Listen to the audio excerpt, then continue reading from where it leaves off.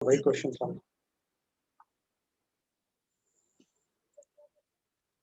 हाँ, optical activity in amines की बात भी करनी है तुमको कि ऑप्टिकल एक्टिविटी इन अमाइंस। तो मैं एक बार पहले ऑप्टिकल एक्टिविटी इन अमाइंस बता देता हूँ, उसके बाद अपन क्वेश्चंस करेंगे। मैंने आपसे कहा था मैं ऑप्टिकल एक्टिविटी इन अमाइंस बताऊंगा। तो मैं पहले आपको बताने वाला हूँ that is optical activity in amines कैसे बताना है वो देख लेते हैं, और उसके बाद फिर अपन क्वेश्चंस सॉल्व कर सकते हैं, ठीक है ना। तो एक बार अपन ऑप्टिकल एक्टिविटी इन अमाइंस देख लेते हैं। तो अमाइंस में ऑप्टिकल एक्टिविटी देखेंगे तो will write that optical activity in amines in amines.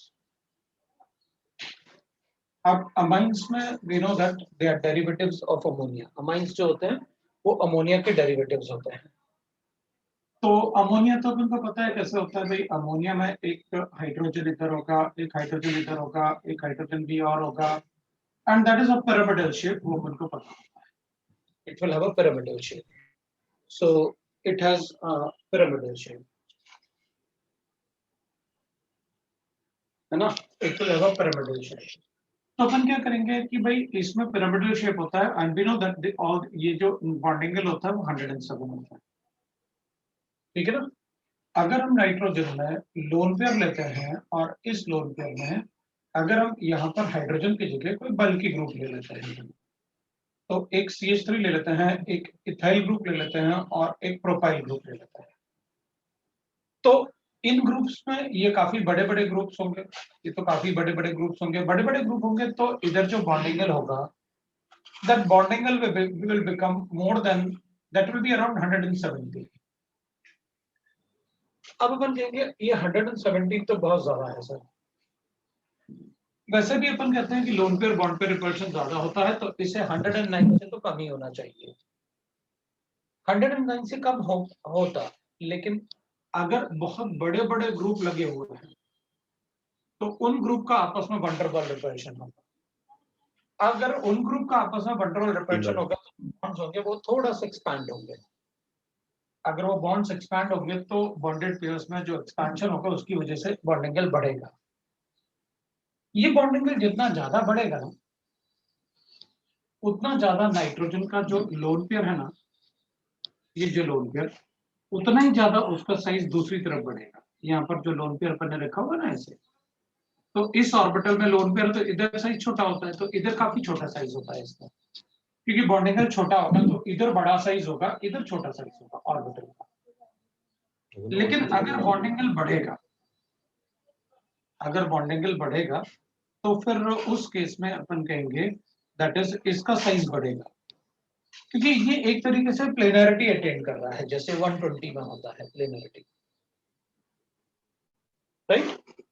तो वैसे प्लेनरिटी अटेन कर रहा है। सब लोग अपने माइक को ऑफ कर लो, क्योंकि मैं म्यूट नहीं करना चाहूंगा। तुम लोग अपने माइक को ऑफ कर लेना, जिसको पूछना होगा वो अपने माइक को ऑन करेगा, ठीक है। तो बाकी सब लोग म्यूट रखना। तो अपन कहेंगे ठीक है भाई, इसमें जो बॉन्डिंग एंगल है वो बड़ा होगा, तो इस केस में जब ये ऑर्बिटल साइज यहाँ बड़ा होगा ना ऐसे, क्योंकि ऑर्बिटल साइज जनरली ऐसे होता है अमोनिया में तो, लेकिन जैसे जैसे बॉन्डिंग एंगल बढ़ेगा ना इधर, तो फिर ये ऑर्बिटल साइज भी छोटा होता जाएगा और नीचे साइज बढ़ता जाएगा। अगर नीचे साइज बढ़ेगा तो फिर ये इलेक्ट्रॉन की यहाँ रहने की टेंडेंसी और यहाँ रहने की टेंडेंसी, यहाँ रहने की टेंडेंसी और यहाँ रहने की टेंडेंसी बढ़ती जाएगी। तो इस केस में क्या होगा, अगर बॉन्डिंग एंगल बढ़ेगा तो अपन कहेंगे कि अगर बॉन्डिंग एंगल आपका बढ़ता है तो अपन कहेंगे उस केस में ये इलेक्ट्रॉन कभी स्लिप होके यहाँ आ जाएगा। अगर ये इलेक्ट्रॉन यहाँ स्लिप होके आता है तो फिर ये ऐसे हो जाएगा, मतलब it will show the inversion. तो यहाँ पर जो होगा तो ये CH3 ऊपर की तरफ हो जाएगा और ET ऐसे हो जाएगा और PR आपका ऐसे हो जाएगा। So it will get inverted अगर मतलब ये ऐसे हुआ तो। सो बॉन्डिंग एंगल बड़ा होने की वजह से अगर यहाँ पर इसको थोड़ा भी स्पेस मिलेगा, इसको थोड़ा भी स्पेस मिलेगा, तो ये ऑर्बिटल साइज बढ़ेगा और ये छोटा होगा। अगर ये ऑर्बिटल साइज बढ़ेगा तो इलेक्ट्रॉन स्लिप होके यहाँ भी आ सकता है, तो ये ऐसे इन्वर्ट हो जाएगा। एक तरीके से ये इन्वर्ट हो गया। अगर इन्वर्ट होगा तो ऑब्वियसली बात है यहाँ भी बॉन्डिंग एंगल बड़ा होगा, ये भी बॉन्डिंग एंगल बड़े हैं। अगर ये बॉन्ड एंगल बड़े हैं तो फिर ये इलेक्ट्रॉन जो है वो स्लिप होकर इधर जा सकता है। तो अपन सोचेंगे सर वहां तो ऐसे स्लिप होकर नीचे गिर रहा होता है, ये ऊपर कैसे जाएगा? नहीं, ऐसे थोड़ी होता है, आप ऐसे बना लो, उसमें क्या है? मतलब ऑर्बिटल को आप ऐसे बना सकते हो, उसमें क्या है ना? भाई एक CH3 इधर है, एक ET इधर है और PR इधर है, आप ऐसे बना लो, उसमें कोई फर्क थोड़ी पड़ेगा। तो अपन क्या बोलेंगे कि भाई इसको अपन ऐसे बना देंगे कि फिर ये इलेक्ट्रॉन अगर इधर आएगा तो फिर इधर बन जाएगा, तो फिर CH3 अपने पास इधर आ जाएगा, ये CH3 है, और इधर अपन कहेंगे ET आ गया और ये PR आ गया। So it is not that कि मतलब यहाँ गिर जाएगा सर नीचे, उधर कैसे ऊपर जाएगा अपने आप। No no, it is a equilibrium. PR is a propyl group, everybody knows that. अब तक तो इतना ऑर्गेनिक केमिस्ट्री पढ़ने के बाद अपन को पता चल जाना चाहिए कि PR is a propyl group, right? तो PR जो है वो प्रोपाइल ग्रुप है, और BOT लिखेंगे तो it is a butyl group, that we know. तो इस केस में अपन कहेंगे फिर ये कभी यहाँ होता है इलेक्ट्रॉन तो फिर ऐसे होगा, कभी यहां आ जाएगा तो फिर ऐसे होगा, तो ये ना इक्विलिब्रियम में रहता है,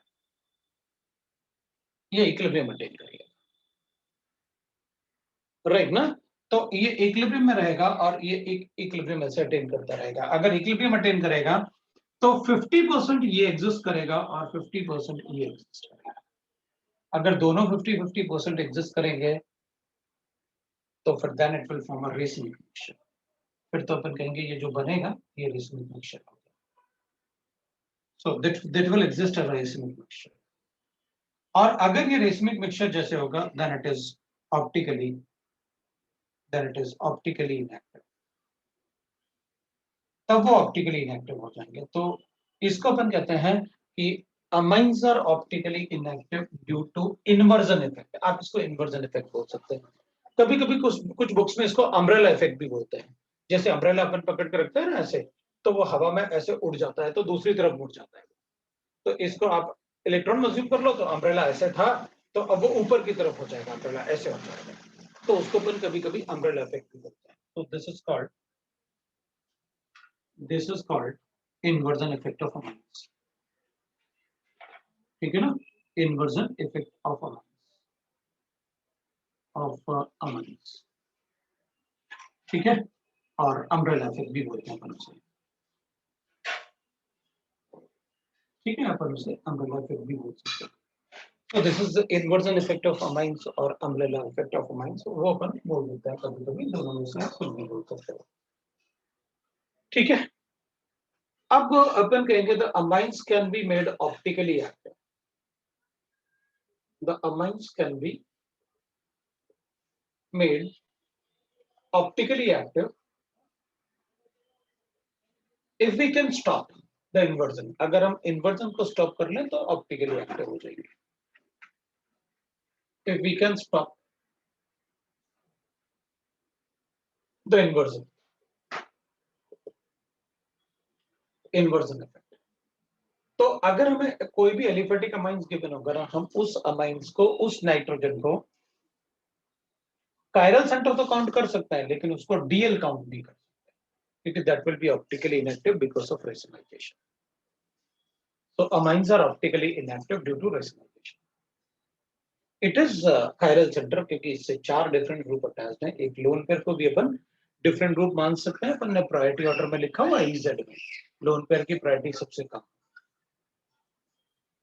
सो इन्वर्जन इफेक्ट हटाने के लिए एक तो अपन क्या करेंगे, रिएक्ट विद एसिड, है ना? विद एसिड, आप थोड़ा सा उसमें एसिड डाल दो, तो उसमें एसिड में क्या होगा, अगर अपने पास ऐसे गिवन है नाइट्रोजन पे लोन पेयर है और इधर ET गिवन है और PR गिवन है, PR is a propyl group, right? तो अगर अपन इसको एसिड से रिएक्ट करेंगे तो उस केस में अपन कहेंगे फिर तो आपने एसिड के साथ रिएक्ट करवा दिया ना बेस को, फिर तो आपने लोन पेयर ही गायब कर दिया, तो इन्वर्जन क्यों होगा? तो इसका मतलब है कि यहाँ पर इन्वर्जन हो ही नहीं पाएगा, लोन पेयर है ही नहीं तो इन्वर्जन कैसे होगा? All are bonded pair. तो एसिडिक मीडियम में it will form a salt. अगर सॉल्ट फॉर्म होगा एसिडिक मीडियम में होगा तो it can not show the inversion, in that case it will form a salt. दूसरा को लिख सकते हैं कि भाई इन्वर्जन क्यों हो रहा था, क्योंकि ये बॉन्ड एंगल बढ़ रहा था, इसलिए इन्वर्जन हो रहा था। तो अगर मैं उस बॉन्ड एंगल को कम कर दूं तो करो, मैं इन्वर्जन नहीं बताऊं, राइट? तो अपन कैसे कहेंगे, when nitrogen atom is a part of, है ना, पार्ट ऑफ साइक्लिक रिंग। अगर नाइट्रोजन एटम साइक्लिक रिंग का पार्ट है, साइक्लिक रिंग, तो फिर इन्वर्जन नहीं होगा। Why it is so? Because nitro ring को इन्वर्ट करना मुश्किल होता है। जैसे अपने पास ऐसे गिवन है, मान लो मैंने नाइट्रोजन लिखा और मैंने ऐसे 3 मेंबर रिंग लिखा, इसके पास लोन पेयर भी, अपन इसमें एक हाइड्रोजन भी लिख लेते हैं और यहाँ पर CH3 लगा देते हैं। तो अपन क्या कहेंगे, इससे 4 डिफरेंट ग्रुप हो गया, एक लोन पेयर हो गया, एक हाइड्रोजन हो गया, एक CH जिससे CH3 अटैच्ड है, दूसरा CH2 है। तो ये चारों अलग अलग ग्रुप हो गए ना। फिर तो ये CH है जिससे CH3 अटैच्ड है, इधर CH2 है, तो इससे 4 डिफरेंट ग्रुप अटैच्ड हो, then it will be a chiral centre. लेकिन इसमें इन्वर्जन नहीं हो सकता। क्यों? क्योंकि बॉन्ड एंगल तो यहाँ पर 60 डिग्री है ना, तो इन्वर्जन कैसे होगा? तो फिर ये इन्वर्ट नहीं हो पाएगा। अगर बॉन्ड एंगल 60 डिग्री के बजाय बड़ा होता, क्योंकि यहाँ पर अपन इन्वर्जन इसलिए बता रहे थे क्योंकि जब ये बॉन्ड एंगल बढ़ेगा तो इधर ये ऑर्बिटल साइज छोटा होगा और नीचे ऑर्बिटल साइज बड़ा होगा। यहाँ तो बॉन्ड एंगल बहुत छोटा है, तो फिर इन्वर्ट नहीं हो पाएगा। इवन दूसरा भी कोई रिंग होगा तो उस रिंग को इन्वर्ट करना मुश्किल है। सो अपने पास अगर ऐसे भी होता तो भी अपन कहते हैं कि देखो इस रिंग को भी रिंग को इन्वर्ट करना मुश्किल होता है। तो फिर अपन कहेंगे अगर आप ऐसे भी लिखोगे तब भी उस केस में मैं बताऊंगा it will be optically active because rings are not easily invert. भाई वो पीछे से ब्लॉक होते हैं ना, रिंग ब्लॉक होंगे तो पूरा ग्रुप ऐसे इन्वर्ट करना पड़ेगा। इधर तो ये सारे के सारे फ्री है ना आपस में, तो इन्वर्ट हो नहीं हो पाएगा, ये वो इन्वर्ट हो जाएंगे। तो अपन कहेंगे अच्छा ठीक है, वंडरवॉल रिपल्शन की वजह से इन्वर्जन हो रहा था ना, तो फिर मैं अगर ऐसे लिख दूं तो अपन कहेंगे ठीक है चलो देखते हैं। अपने पास अगर ऐसे गिवन है, पन्ने का मेरे पास अगर ऐसे गिवन है तो अभी इन्वर्जन पॉसिबल है क्या? तो अपन कहेंगे देखो इधर मैं F लिखता हूँ, इधर मैं OH लिखता हूँ और इधर मैं CH3 लिखता हूँ, या H लिख लो, एक ही बात है, कोई भी लिख लो आप, CH3 भी लिख सकता हूँ। तो अब इन्वर्जन होगा क्या? क्यों नहीं होगा, वो तो वैसे ही है जैसे ऐसे। तो अपन कहेंगे लेकिन यहाँ एक और प्रॉब्लम आएगा, क्योंकि इन्वर्जन इसकी वजह से नहीं हो पाएगा, क्योंकि ये साइक्लिक ट्रांजिशन स्टेट बना रहा है और वो भी हाइड्रोजन बॉन्डिंग। अगर हाइड्रोजन बॉन्डिंग होगा तो भी इन्वर्जन मुश्किल हो जाएगा, it will like a cyclic transition state. और हाइड्रोजन बॉन्डिंग का प्रायोरिटी ज्यादा होता है as compare to one double repulsion, ये आपको पता है। हाइड्रोजन बॉन्डिंग से उतना एनर्जी लिबरेट हो जाता है जितना रिपल्शन से एनर्जी इंक्रीज नहीं होता। ये मैंने आपको एक बार बोला है, लास्ट क्लास में बोला। तो विल से दैट कि फिर अगर दो ग्रुप जो अटैच्ड है इधर, अगर उनमें भी इंट्रामोलिकुलर है, इंट्रामोलिकुलर हाइड्रोजन बॉन्डिंग हो जाए तो भी उस केस में हम उसमें इन्वर्जन इफेक्ट नहीं बताएंगे। रिंग्स का पार्ट है तब तो बताना ही नहीं है। Even in case of hydrogen bonding भी अपन उसमें इन्वर्जन नहीं बताएंगे। तो फिर यही अपने पास कंडीशंस होंगे जिसमें अमाइंस ऑप्टिकल एक्टिविटी शो कर सकते हैं। अदरवाइज अगर सिर्फ आप ऐसे एल्काइल ग्रुप लगाओगे या कोई भी ग्रुप लगाओगे जिनमें कोई इंटरेक्शन नहीं है, there is only van der Waal repulsion, then in that case we will say that there will be an inversion effect. So due to inversion effect, both the right now isomer will exist as a racemic mixture in 50-50% right now amount. So in that case they will cancel their optical activity and will get the optical rotation 0, so it will be optically inactive. So these are the conditions in which the amines can become optically active. तो अपन check कर लेंगे वहां पर जो अपन को given होगा उसमें अगर ये कंडीशन देंगे तो अपन ऑप्टिकल एक्टिविटी बताएंगे। So that is optical activity in amines, right?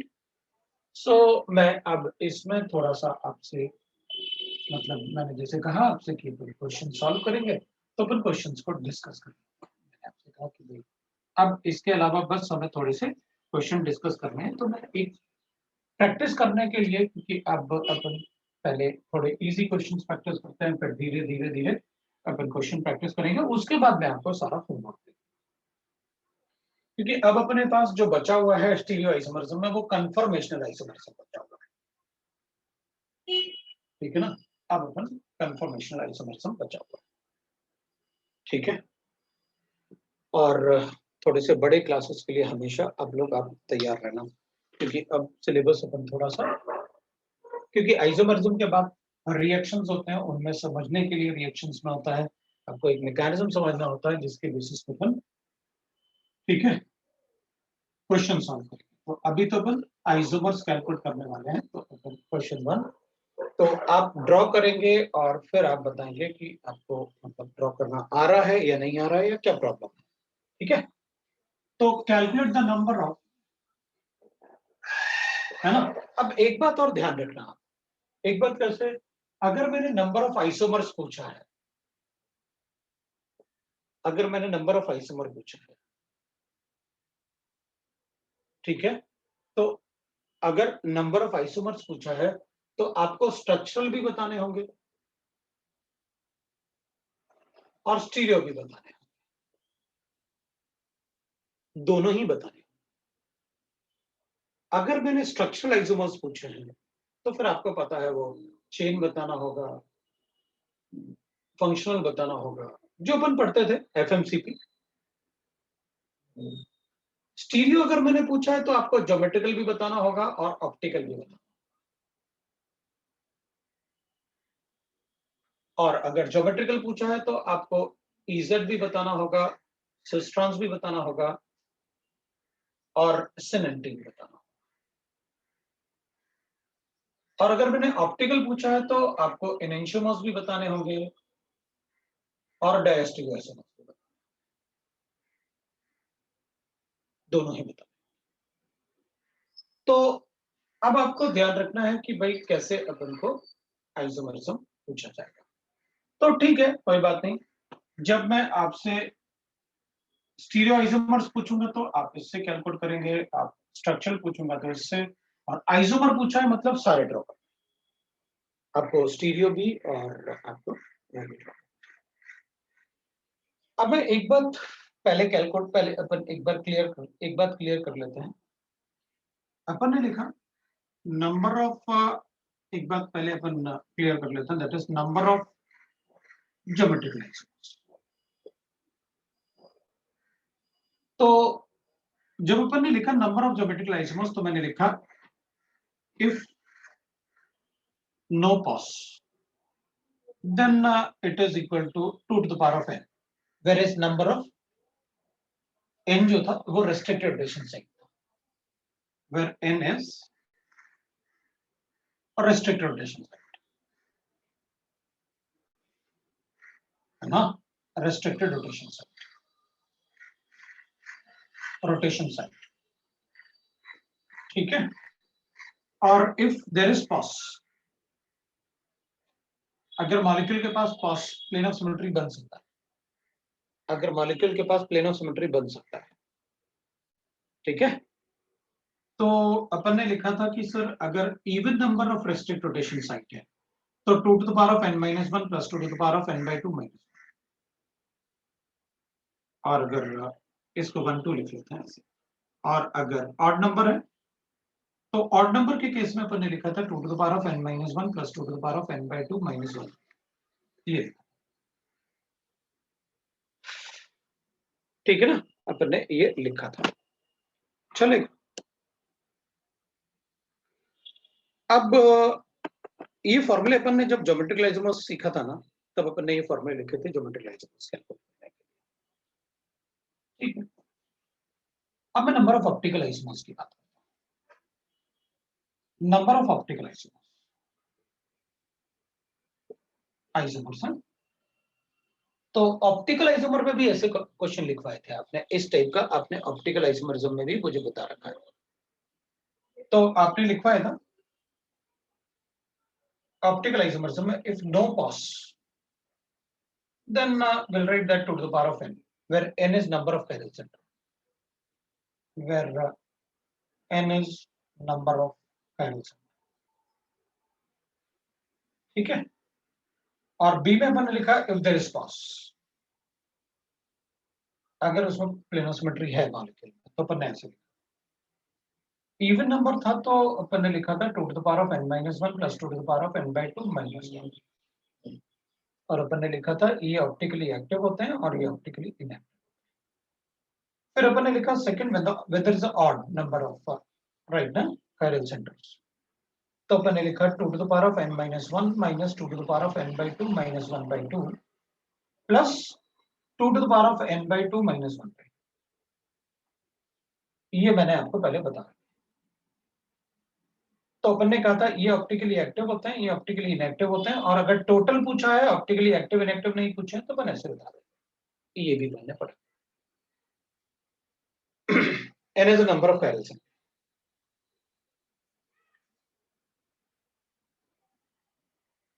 अब अपन कहेंगे कि भाई अगर मेरे पास ऐसे थर्ड नंबर स्टीरियो आइसोमर्स, तो अपन कहेंगे सर स्टीरियो आइसोमर का मतलब है आप दोनों को कंबाइन कर रहे हैं।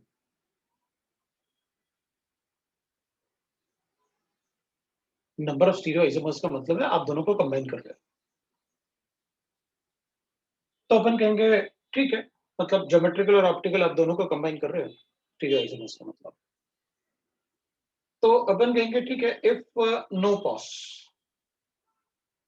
then 2 to the power of n by 2 to the power of n, then it will be equal to 2 to the power of n, where n is number of stereo centers, where n is number of stereo centers, where n is number of stereo centers। B, if molecule has a pos, तो अपन लिखेंगे ठीक है भाई, that will be equal to 2 to the power of n minus 1 plus 2 to the power of n by 2 minus 1 by 2। वो even के case में है, अपन even के केस में लिखेंगे। अगर even number of stereo centre, even number of stereo centre,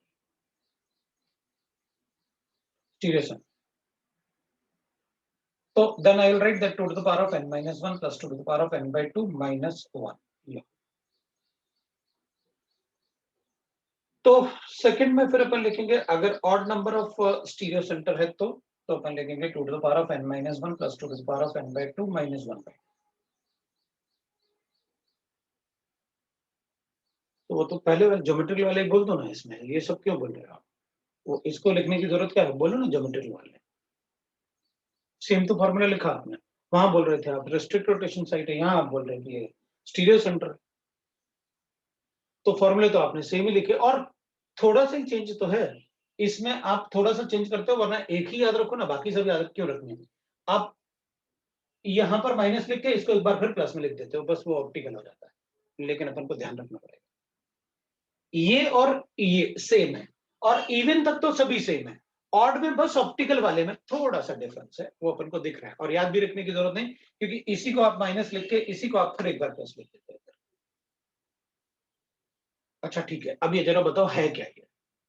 तो अपन कहेंगे देखो ये स्टीरियो सेंटर है ना, राइट, यहां पर आपने कायरल सेंटर लिया, all chiral centre are stereo centre, but all stereo centre can not be chiral centre.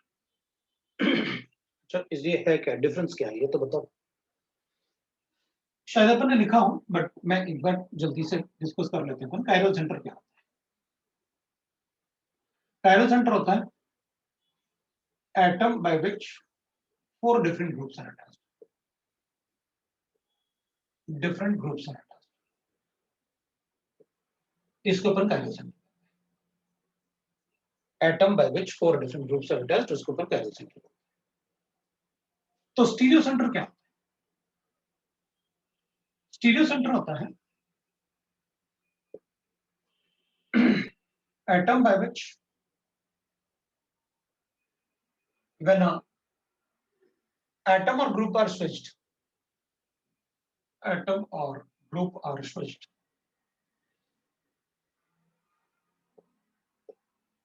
we get different isomer। मैंने आपको बता रखा है, मुझे याद आया, we get different isomer, मैंने आपको बता रखा है। और ऐसे अपन बता सकते हैं ये ट्रांस है, तो अगर ये रेस्ट्रिक्ट रोटेशन साइट है, इसमें किसी भी एक एटम से अगर आप ग्रुप को स्विच कर दोगे, स्टीरियो आइसोमर्स में सिग्मा बॉन्ड का पोजीशन कभी चेंज नहीं होता, it will remain same. Bond के पोजीशन कभी चेंज नहीं होते, चाहे वो सिग्मा हो या पाई हो, बॉन्ड के पोजीशन वही रहेंगे। सिर्फ ग्रुप्स और एटम का पोजीशन चेंज होता है। तो मान लेते हैं कि अपन इससे इस ग्रुप को स्विच करते हैं, तो इसको स्टीरियो सेंटर बोलूंगा। तो फिर मैं इसको स्टीरियो सेंटर बोलूंगा, इससे Z, ये ट्रांस, तो ये अपने लिए स्टीरियो सेंटर हो गया। अगर मेरे पास ऐसे गिवन है FCl, Br और I, तब मैं इसको कायरल सेंटर बोलूंगा। 4 डिफरेंट ग्रुप हटा दूं। लेकिन इस कार्बन से अगर मैं इन दोनों को स्विच कर लेता हूं, तो मैं इसको स्टीरियो सेंटर भी बोलूंगा। ये स्टीरियो सेंटर भी होगा। तो कायरल सेंटर से 4 डिफरेंट ग्रुप अटैच्ड होने चाहिए, तो ये कभी कायरल सेंटर नहीं हो सकता, ये डबल बॉन्ड से अटैच, बट ये स्टीरियो सेंटर है, ये भी स्टीरियो सेंटर, लेकिन ये कायरल सेंटर नहीं हो सकता। इसका मतलब है कि जब अपन स्टीरियो सेंटर बोलेंगे तो उसमें कायरल भी इंक्लूड होंगे, और स्टीरियो सेंटर तो है ही, इसलिए जब अपन number of stereo isomer calculate करेंगे तो कायरल को भी काउंट कर रहे हैं, क्योंकि कायरल भी स्टीरियो सेंटर है। इसलिए अपन जब भी अपन से स्टीरियो आइसोमर कैलकुलेट करने के लिए कहेंगे, अपन इस फॉर्मूले को यूज करेंगे। ऑप्टिकल के लिए ये हो, इस वाले को भूल जाएंगे, भूल क्या जाएंगे, यही सेम तो है।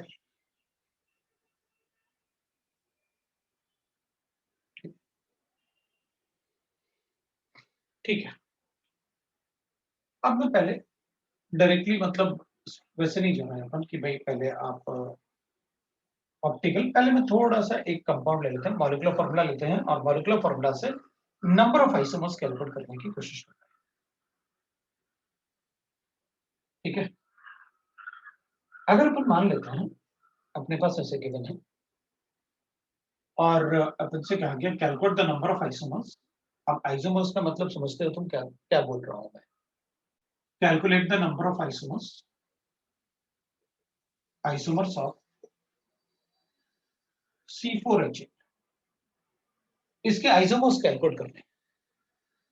तो अपन कहेंगे देखो सर, आपने आइसोमर की बात की है, उसका मतलब मैं कुछ भी बना सकता हूँ, जो पॉसिबल है सब बना सकता हूँ, मॉलिक्यूलर फॉर्मूला सेम होना चाहिए। बिल्कुल, तो ठीक है, मैं बनाता हूँ।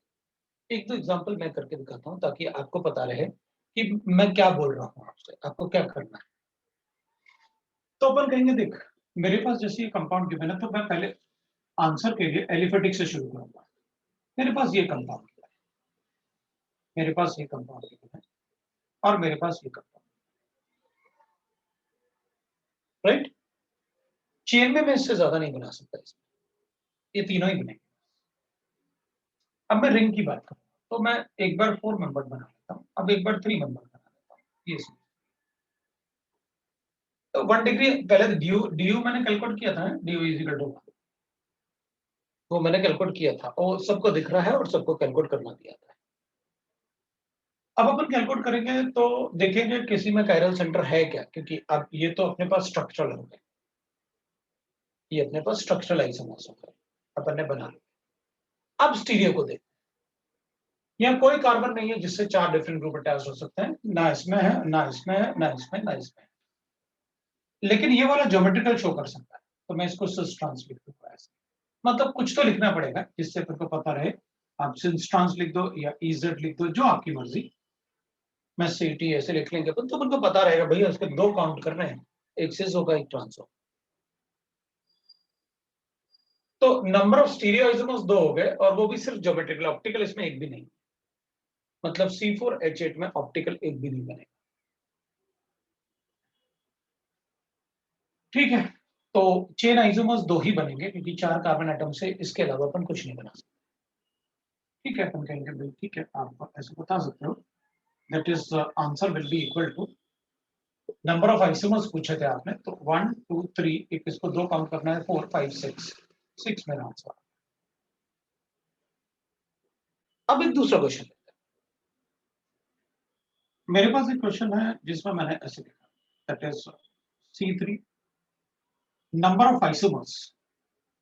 नंबर ऑफ आइसोमर्स वैसे बहुत कम पूछेंगे, अगर पूछेंगे तो वर्ड रूट फिक्स करेंगे, क्योंकि उसके बहुत ज्यादा आइसोमर बनते हैं, और अपन को पता है हमें कभी भी ना मैक्सिमम डबल डिजिट में भी जाना है, तो आप 14 से आगे मत जाओ, उतना अपन से पूछेंगे। अपने पास सिस्ट्रॉन्स को अलग अलग समझेंगे तो 1 2 3 4 5 हो गए, तो इसको 2 काउंट कर तो लिए, वो 7 कैसे हो गए? 6 ही होंगे ना बेटा। इसको अपन ऐसे अज्यूम करेंगे, एक ये अज्यूम करो और एक ये अज्यूम करो।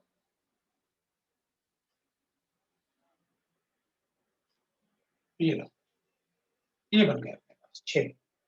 सो 1 2 3 4 5 6।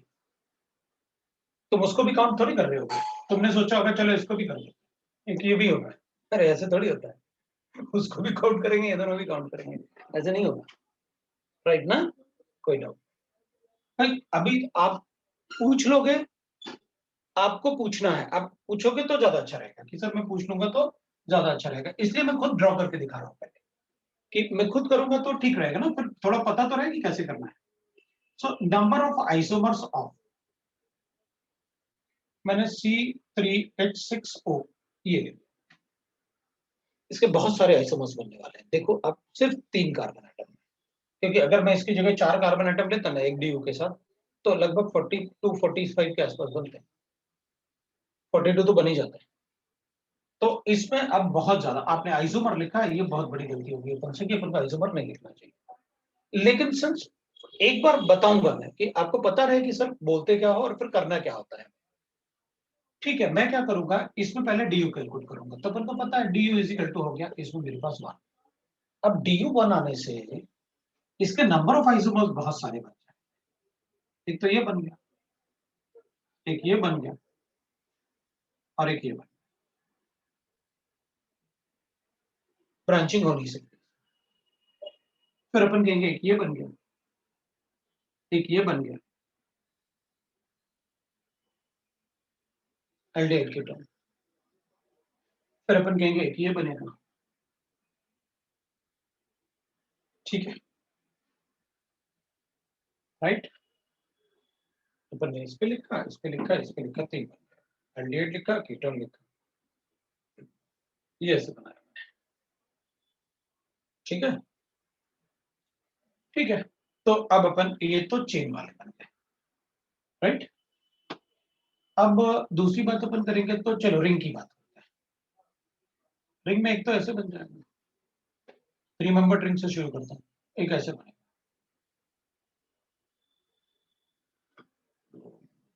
3 मेंबर रिंग।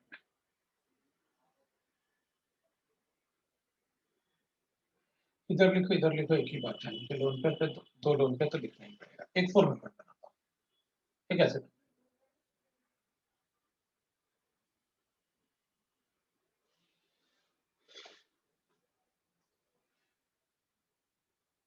ये 3 रिंग बन गया, ठीक है। अब ये बन गया। अब अपन क्या करेंगे, अब इसमें अपन चेक करेंगे ऑप्टिकल, ये तो स्ट्रक्चरल बन गए अपने पास, अब ऑप्टिकल की बात करेंगे और स्टीरियो की बात करेंगे। ये ज्योमेट्रिकल है, सिजोट्रॉन्स बताऊंगा हाइड्रोजन के बीच, इसके 2 हो गए। ये ज्योमेट्रिकल नहीं बता सकता तो एक ही काउंट करूंगा, ये ज्योमेट्रिकल नहीं बता सकता एक ही काउंट करूंगा।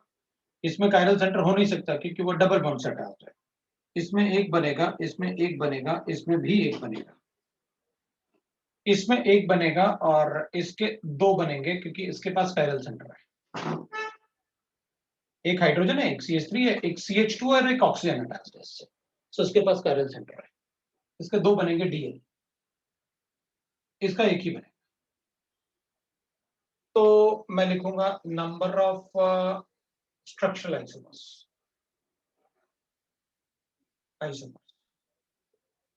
1 2 3 4 5 6 7 8 9, number of isomers 2 3 4 5 6 7 8 9 10 11,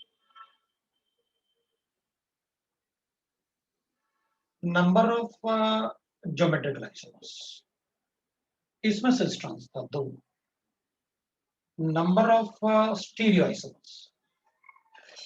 आइसोमर्स तो 4, 2 ये और 2 ये, और number of optically active isomers, optically active isomers है ना, वो 2 होंगे, ये वाले DL। इसको मैं डीएल लिखूंगा, एक ये और इसका मिरर इमेज, तभी तो अपन 2 काउंट कर रहे हैं।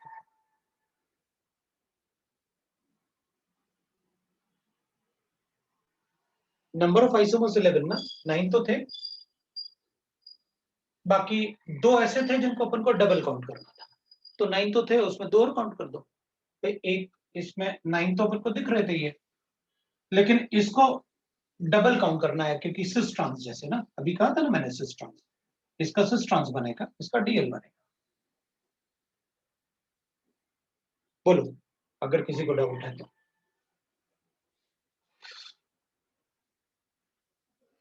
ऑप्टिकल एक्टिविटी ये ना डीएल, इसमें कायरल सेंटर होगा, तो अपन ने लिखा था ना एनेंटियोमर्स में कि एनेंटियोमर्स को अपन स्टीरियो आइसोमर्स काउंट करेंगे अलग अलग, they are DL two stereo isomers. अगर मेरे पास कोई मॉलिक्यूल ऐसे है, अगर मेरे पास कोई मॉलिक्यूल ऐसे है, ये है मेरे पास, तो मैं इसके 2 आइसोमर काउंट करूंगा क्योंकि इसके पास कायरल सेंटर है, मैं इसको डीएल बोलूंगा। हाँ, तो जब अपन ने ये वाला सिस ट्रांस जो है, एक बार स्टीरियो में तो काउंट करोगे ना, मैं सिस ट्रांस नहीं बोल रहा, लेकिन स्टीरियो में तो काउंट करोगे ना भाई। जब आप बोलोगे कि नंबर ऑफ स्ट्रक्चर, तो सारे स्ट्रक्चर बनाओगे ना आप, ये बनाए ना आपने स्ट्रक्चर सारे। जब आपने कहा कि मैं नंबर ऑफ स्ट्रक्चरल आइसोमर्स बनाऊंगा, तो ये बनाए ना आपने टोटल, ये ना, तो अपन इनको बोलेंगे ना टोटल आइसोमर्स कितने, स्ट्रक्चरल आइसोमर्स कितने बने, उसमें ना सिस ट्रांस की बात कर सकते हैं अपन, तो जितने स्ट्रक्चर बने वो सब है, वो सब है।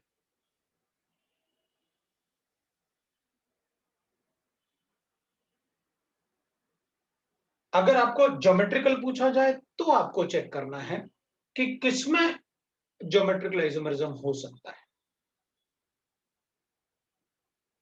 अगर आपसे नंबर ऑफ ऑप्टिकली एक्टिव पूछे जाए तो आपको चेक करना है कि कौन सा ऑप्टिकली एक्टिव है। कंडीशन आपको पता है, कायरल सेंटर होना चाहिए उसमें, no plane of symmetry, no centre of symmetry, तभी तो अलग अलग लिख रखा। इसमें क्या पूछा, इसमें क्या पूछा, इसमें क्या पूछा, इसमें क्या पूछा, इसमें क्या।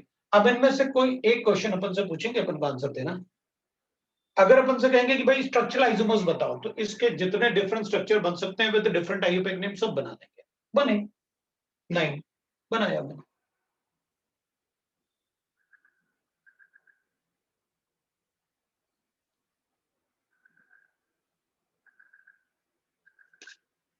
अब ये तो मैं आपको पूरा ड्रॉ करके दिखा रहा हूं, अगर मुझे चेक करना है तो मैं क्या करूंगा, जब आप मुझसे ऑप्टिकली एक्टिव पूछोगे तो मैं इधर ये सब चेक करके थोड़ा सा ड्रॉ करके एल्डिहाइड कीटोन बनाऊंगा ही नहीं, उधर ऑप्टिकल एक्टिविटी हो ही नहीं सकती, तो क्यों बनाऊंगा ऑप्टिकल मतलब एल्डिहाइड कीटोन, अगर सिर्फ ऑप्टिकल एक्टिव एक्टिव पूछोगे आप। तो इसमें थोड़ा बहुत चेक करके कि यार कहीं से बन सकता है, क्योंकि ऑप्टिकली एक्टिव बनाओगे तो ऐसे देख लूंगा मैं 4 डिफरेंट ग्रुप पॉसिबल है क्या इसमें, 3 कार्बन एटम है तो एक हाइड्रोजन ले लेता हूँ, 1 2 3 क्या बना सकता हूँ मैं, कुछ भी नहीं बना सकता, एक कोएच लिख लूंगा और क्या,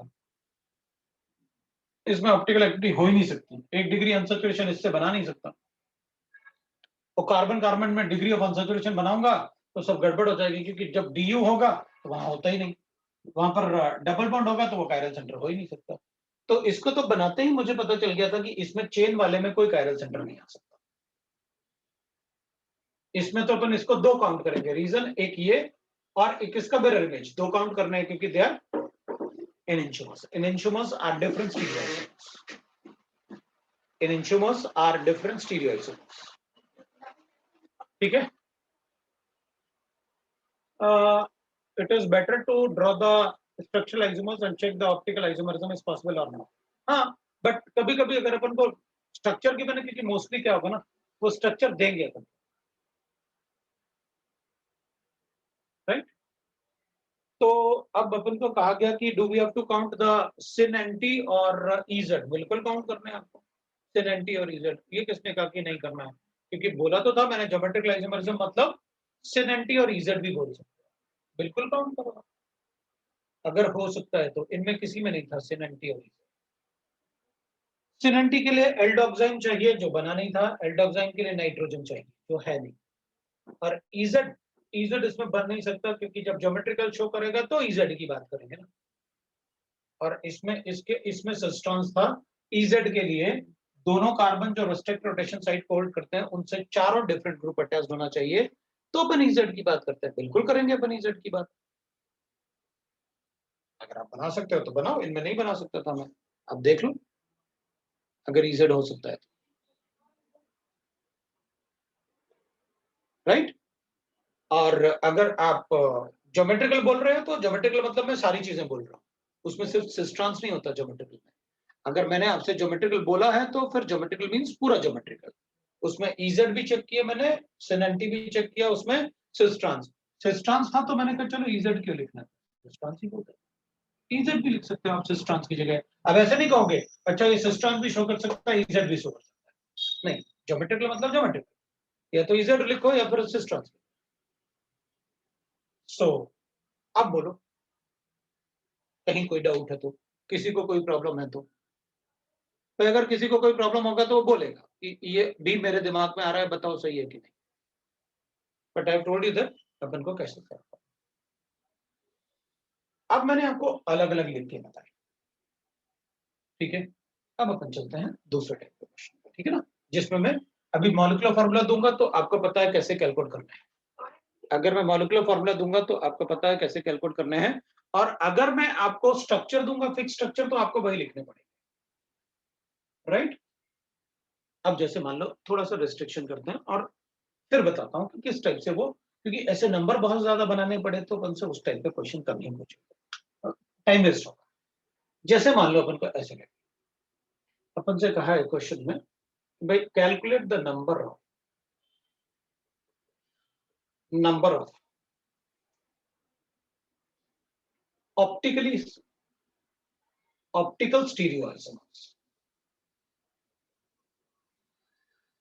of C6H12O isomers of ketone of formula. अब देखो मैंने कितना सारा मतलब आपको रिस्ट्रिक्ट कर दिया, ऑफ फॉर्मूला। वो मैं एक बार बताना चाहता था कि भाई मैक्सिमम क्या क्या कर सकता हूं मैं, तो उतने छोटे से फॉर्मूले के 11 बन गए। अब मैं क्या करूंगा ना, आपको रिस्ट्रिक्ट कर दूंगा कि इंटीजर टाइम में, तो calculate the number of optical stereo isomers of formula, isomer of ketones of formula, मतलब आपको सिर्फ कीटोन के बारे में सोचना है, ये मार्क लो। तो अब आप कीटोन के अलावा इसमें कोई फंक्शनल ग्रुप नहीं बना सकते, आपको कीटोन ही बनाना है, और उसमें चेक करना है कि कितने ऑप्टिकल स्टीरियो आइसोमर, मतलब कितने कीटोन्स में कायरल सेंटर है या स्टीरियो सेंटर। तो चलो चेक करते हैं अपन। अब मैं कहूंगा सर आपने ना फिक्स कर दिया कि मैं सिर्फ कीटोन ही बना सकता हूँ, कीटोन के अलावा कुछ नहीं बना सकता, तो 6 कार्बन एटम में एक बार ना मैं ऐसे बना देता हूँ भाई। अब उसमें क्या होगा, रेंडमली अगर अपन कुछ बनाएंगे तो एक आध तो भूल ही जाएंगे, ये तो पक्का। तो अपन क्या करेंगे, एक सीक्वेंस टाइप फॉलो करेंगे। तुमने एक बात देखी, मैंने 3 कार्बन एटम का चेन बनाया था, मैंने उस चेन को तब तक नहीं ब्रांचिंग किया जब तक कि मेरे सारे नहीं बन गए उससे। मैंने यहां पर लगाया OH पर, यहां पर लगाया, फिर OH यहां पर लगाया, तीनों बनाए। उसके बाद मैंने कहा यार उसमें 3 कार्बन एटम में ब्रांचिंग हो ही नहीं सकती, तो फिर मैंने दूसरा फंक्शनल ग्रुप ले लिया, फिर नेक्स्ट फंक्शनल ग्रुप ले लिया, फिर नेक्स्ट फंक्शनल ग्रुप ईथर्स ले लिया। उसके बाद उससे ज्यादा नहीं बन सकते तो फिर मैं उसमें साइक्लिक रिंग, पहले कार्बन का साइक्लिक रिंग लिखा, उसके बाद मैंने ऑक्सीजन को साइक्लिक रिंग इंट्रोड्यूस किया, क्योंकि उससे ज्यादा नहीं बन सकते। तो एक ना आप, मैं ये नहीं कह रहा कि मेरे वाला सीक्वेंस फॉलो करो, आप पहले रिंग वाले भी बना सकते हो बाद में चेन वाले, लेकिन कुछ भी ऐसा नहीं करना कि चेन वाले में पहले एक अल्कोहल बना दिया, फिर एल्डिहाइड बना दिया, फिर ईथर बना के फिर कीटोन पे आ गए, मिस होने के चांसेस पक्का है। भाई आपका एक इंटीजर टाइप भी तो सॉल्व हो रहा है, एक इंटीजर टाइप तो एडवांस में भी आप पक्का समझो नंबर्स का, और ऐसे ही वो पूछेंगे, इसलिए मैं आपसे बोलता हूँ कि भाई आप बता देना जहां आपको डाउट, तो अपन चेक करते हैं। अब कीटोन में अपन ने देखो मैंने क्या किया, मैंने पहले सबसे छोटा अल्काइल ग्रुप एक तरफ रखा, इसको एक तरफ रखा, अब मैं इसमें मैक्सिमम ब्रांचिंग करूंगा जितना मैं कर सकता हूं, इसको ऐसे ही। तो मैं क्या करूंगा, अब इस वाले पार्ट को ऐसे ही रखूंगा, तो फिर मैं अब ये 6 कार्बन का चेन था, अब मैं 5 कार्बन एटम का चेन बनाऊंगा, सो अगर राइट, और एक कार्बन को यहां पे रखूंगा, फिर इस कार्बन को मैंने यहां ले लिया,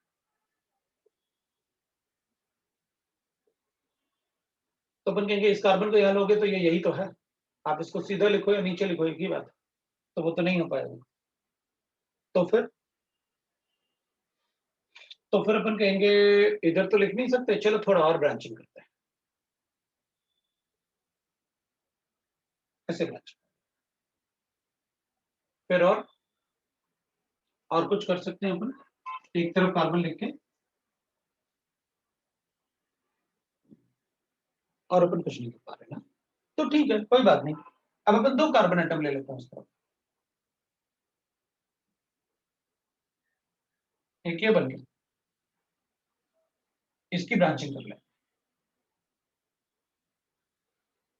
ये बन गया।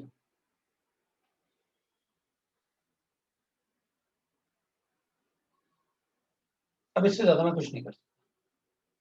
अब मैं कहूंगा एक और कार्बन उस तरफ ले लो, तो हाँ, तो एक तरफ 3 और एक तरफ 2 ले तो लिया आपने, यहाँ पर एक तरफ 1 और एक तरफ 4 थे, यहाँ 4 से आपने मैक्सिमम बना लिए, और यहाँ पर भी एक तरफ 4 और एक तरफ 1 था, तो आपने मैक्सिमम 4 बना लिए थे। अब एक तरफ 2 और एक तरफ 3 आपने बना लिए। अब ऐसे थोड़ी कहूंगा कि एक तरफ उधर 3 कर लो, इधर 2 कर दो, एक ही बात है, आइए तक नेम से चेक करूंगा।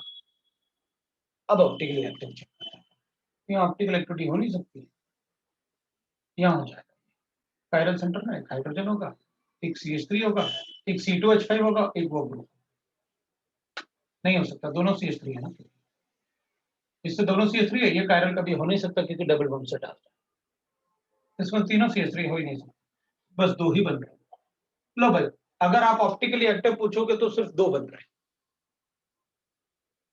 ये बने, एक डी एक एल, एक ही मॉलिक्यूल है जिसमें कायरल सेंटर, तो उसके 2 काउंट करने पड़ेंगे, बिकॉज वो और उसका mirror image they are enantiomers. And we have written that enantiomers में वेरी फर्स्ट सेंटेंस अपन ने लिखा ना कैरेक्टरिस्टिक्स में, उसमें यही लिखा था अपन ने, एनेंटियोमर्स आर डिफरेंट स्टीरियोइसोमर्स। तो एनेंटियोमर्स मतलब मिरर इमेजेस, वो डिफरेंट स्टीरियोइसोमर्स जैसे काउंट हो, समझ में? ठीक है। अगर टोटल नंबर ऑफ कीटोन्स पूछते अपन से तो ये हो जाते हैं 1 2 3 4 5 6, और टोटल नंबर ऑफ कीटोन में इसको डबल काउंट करना होता है, कीटोन्स बस उस मॉलिक्यूलर फॉर्मूला,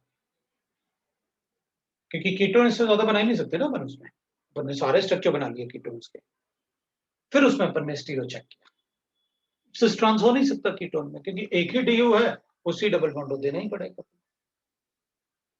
कीटोन बनाने के लिए, और कीटोन बनाने के लिए दोनों तरफ कार्बन आना कंपल्सरी है, तो इसलिए अपन ने एक कार्बन एटम लेके बनाए, फिर अपन ने 2 कार्बन एटम लेके बनाए, राइट। अब मैं एक क्वेश्चन और लूंगा, अब मान लो मुझे एक क्वेश्चन ऐसे लिखना है, तो देखो अब ऐसे ना इस टाइप से आपसे काफी कम क्वेश्चंस, मतलब इंटीजर टाइप, अब उसमें देखो आंसर सिर्फ अपना क्या आया, आंसर इज इक्वल टू 2 आया, जबकि मॉलिक्यूलर फॉर्मूला अच्छा खासा बड़ा दिया हुआ है, उधर छोटा दिया हुआ है, तब भी अपना आंसर 2 आया बस। तो ऐसे अपन से इंटीजर टाइप वो बनवा लेंगे, फिर अपन को ऐसे ना वर्ड रूट फिक्स करके देंगे, ठीक ना। तो calculate the number of isomers of, अब देखो आइसोमर लिखा है, आइसोमर्स ऑफ 1 2 आइसोमर्स ऑफ, कुछ भी नहीं लिखा बाकी अपन को, डाइमिथाइल साइक्लोप्रोपेन ले लेते, डाइमिथाइल साइक्लोप्रोपेन।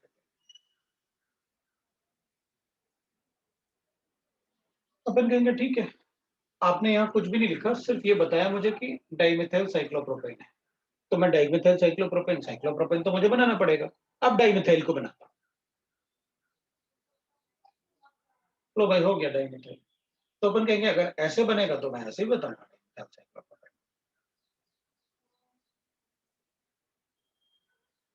ये भी डाइमिथाइल साइक्लोप्रोपेन है। भाई आपने नंबर थोड़ी लिखा कि 1 1 है या 1 2 है, ये 1 1 डाइमिथाइल साइक्लोप्रोपेन है, ये 1 2 डाइमिथाइल साइक्लोप्रोपेन है। मैं साइक्लोप्रोपेन को चेंज नहीं करता क्योंकि वर्ड रूट तो फिक्स है, लेकिन डाइमिथाइल में आपने नंबर नहीं लिखा ना कि 1 1 लिखना है या 1 2 लिखना है, आपने कहा साइक्लोप्रोपेन बनाओ, उसमें 2 मिथाइल ग्रुप होने चाहिए, बताओ कितने आइसोमर बना सकते हो आप? कोई बात नहीं, ठीक है, देखते हैं। तो अपन कहेंगे ये हो गया, और इसको भी अपन लिखेंगे, दैट इज एक बार अपन ने CH3 इधर लिखा और एक बार CH3 इधर लिख देता हूं, तो 3 बना लिए। तो अपन कहेंगे 3 कैसे हो गए? 2 ही हुए भाई, ये भी तो 1 2 है और ये भी 1 2 है, अलग अलग थोड़ी होंगे। आईयूपैक नेम से जानता हूं मैं मॉलिक्यूल को, राइट ना? मैं तो मॉलिक्यूल को आईयूपैक नेम से जानता हूं, और ये भी 1 2 साइक्लोप्रोपेन है और ये भी 1 2 साइक्लोप्रोपेन है, तो मैं कैसे लिख दूं इसको? बस 2 ही बनेंगे दोनों। तो ये वाला तो गलत है, ये वाला अपन कहेंगे नहीं बनाना चाहिए अपन को, क्योंकि अपन मॉलिक्यूल को हमेशा पहचानते हैं जिससे आईयूपैक नेम से, तो अपन को पता चलता है। ठीक है भाई, कोई बात नहीं, नहीं बनाएंगे। नंबर तो बताओ आइसोमर्स कितने हो गए? तो अपन कहेंगे इसका 1, क्योंकि इसमें कायरल सेंटर नहीं, इसमें कायरल सेंटर है, तो इसके 3 हो गए, आंसर अपना 4। अब अपन को प्रॉब्लम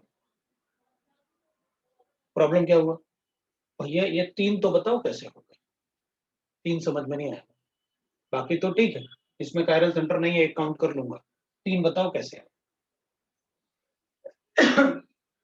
तो अपन कहेंगे देख, मैं इसको ऐसे लिख सकता हूँ, 1 2 डाइमिथाइल,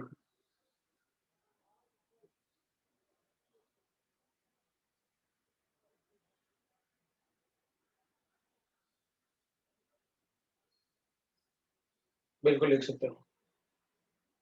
मैं इसको ऐसे लिख सकता हूँ,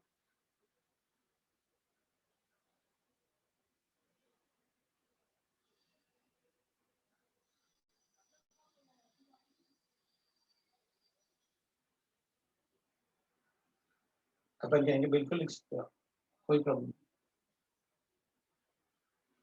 तो इसका मैं ऐसे भी लिख सकता हूं, ऐसे भी लिख सकता हूं, दिस इज सिस ट्रांस। हाँ, तो 2 काउंट करो, 3 कैसे हो गए? तो अपन कहेंगे इसका जो ट्रांस वाला है ना, और ये सिस वाला है, इसका ट्रांस वाला ऑप्टिकली एक्टिव है और सिस वाला ऑप्टिकली इनएक्टिव। और जो ऑप्टिकली एक्टिव होगा ना, चाहे वो सिस हो या ट्रांस हो, कोई भी अगर ऑप्टिकली एक्टिव है तो मैं इसको 2 काउंट करूंगा। ये ऑप्टिकली एक्टिव कैसे हुआ और ये ऑप्टिकली इनएक्टिव? तो अपन कहेंगे जबकि दोनों में कायरल सेंटर है, इसमें भी कायरल सेंटर है, देखो, एक हाइड्रोजन है, एक CH3, एक CH2 है और एक कार्बन जिससे CH3 हटा है, तो फिर ये ऑप्टिकली इनएक्टिव कैसे हुआ? It's a meso compound.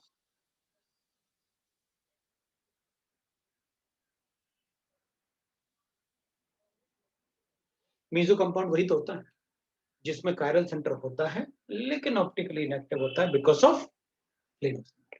कल ही तो बताया था मीसो कंपाउंड का डेफिनेशन। उसमें एक ऐसा आइटम है जिससे 4 डिफरेंट ग्रुप अटैच है, लेकिन प्रॉब्लम यह है कि उसमें प्लेनो सिमेट्री है, तो प्लेनो सिमेट्री होगा तो अपन कहेंगे फिर तो वो मीसो कंपाउंड हुआ। सो इसके मैंने 3 काउंट किए थे कि भाई इसका मैं एक मीसो बनाऊंगा क्योंकि इसमें प्लेनो सिमेट्री बन सकता है, और जब ये सिस होगा तो मीसो होगा, जब ट्रांस होगा तो ऑप्टिकली एक्टिव होगा।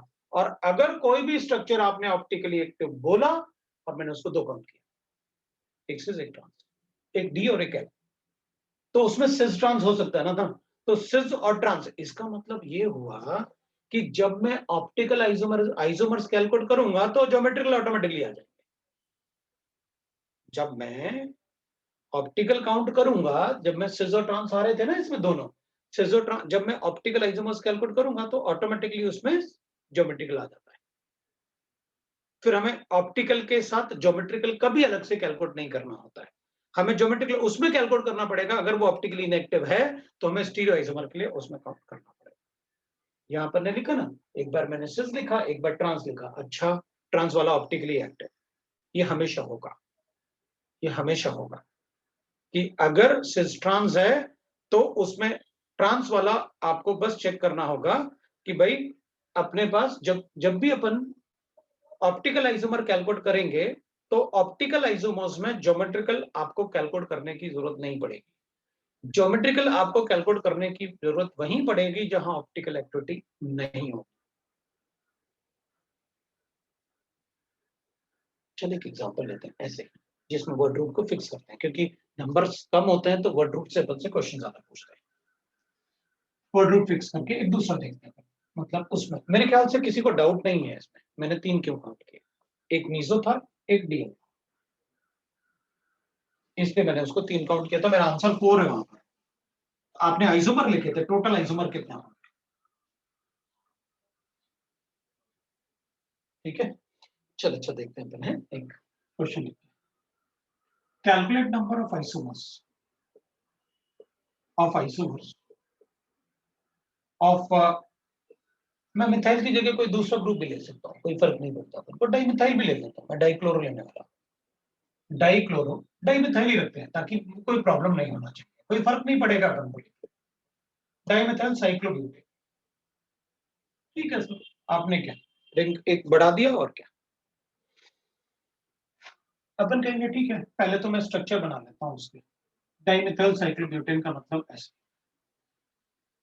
एक तो ये बनेगा, एक ये बनेगा,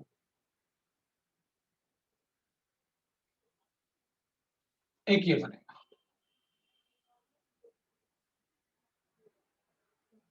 ये बनेगा, तो अपन कहेंगे एक तो इसके बनाऊंगा, 3 इसके बनाऊंगा और 2 इसके बनाऊंगा, मेरा आंसर 6 है। तो अपन कहेंगे अच्छा बताओ पहले कैसे बनाया आपने, तो मैं कहूंगा इसमें तो ज्योमेट्रिकल भी पॉसिबल नहीं है ना, इसमें ऑप्टिकल पॉसिबल है, इसको देखते हैं। एक बार मैंने इसको सिस बनाया,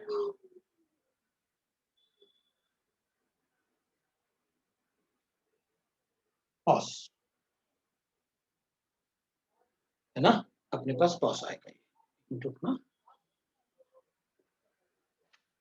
टॉस, टॉस क्यों, क्योंकि एक हाइड्रोजन इधर भी CH3 है और इधर भी CH3 है, ऊपर हाइड्रोजन है, ऊपर हाइड्रोजन है, तो बिल्कुल ऐसे कट हो जाएगा, तो नीचे CH3 दिख रहा है तो इधर भी नीचे CH3, तो प्लेन ऑफ सिमेट्री आ गया।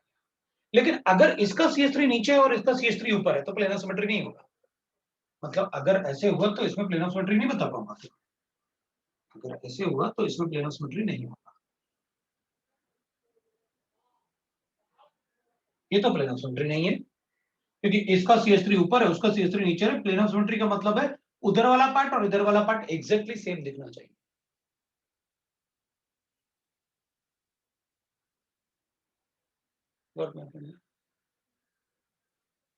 This is meso, chiral centre तो है, एक हाइड्रोजन है, एक CH3 है, एक C जिससे CH3 अटैच्ड है और एक CH2 है, कायरल सेंटर तो है, लेकिन प्लेन ऑफ सिमेट्री की वजह से ऑप्टिकली इनएक्टिव हो गया, सो इट इज मीसो। इसमें DL, इसमें DL, अब इसकी बात करते हैं, इसमें अपन कहेंगे सर ठीक है मेरे पास इधर भी ऐसे होगी, ये भी CH3 है और ये भी CH3, तो अपन कहेंगे ऐसे देखो प्लेन ऑफ सिमेट्री दिख रही है, इधर तो ये भी प्लेन ऑफ सिमेट्री, इससे भी प्लेन ऑफ सिमेट्री, यहां से भी प्लेन ऑफ सिमेट्री, और अगर मैं ट्रांस लिखता हूं तो अपन कहेंगे ट्रांस लिखो आप, हमें क्या, ये CH3 है, ये भी CH3,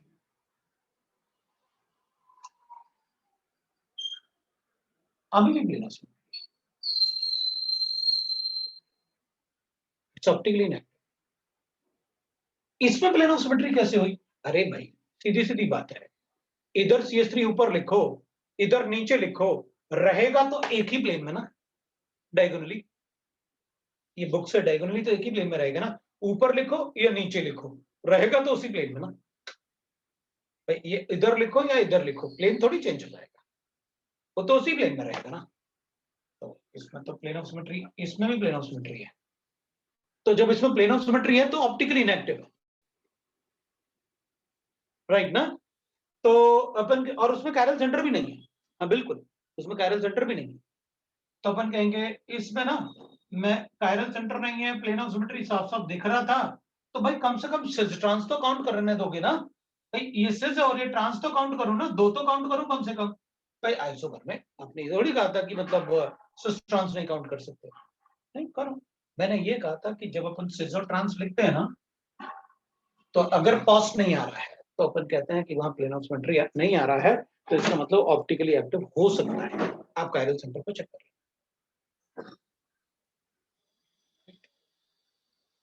तो मैंने इसके दो बताए थे, इसके दो लूंगा मैं, वो सिजोट्रांस है। और इसमें भी मैंने 3 लिखे थे, मैं एक बार सिज लिखूंगा जिसको मैं मीजो बताने वाला हूं, और एक बार ट्रांस लिखूंगा जो कि डीएल बताने वाला, और एक ये, तो मेरा आंसर 6 था।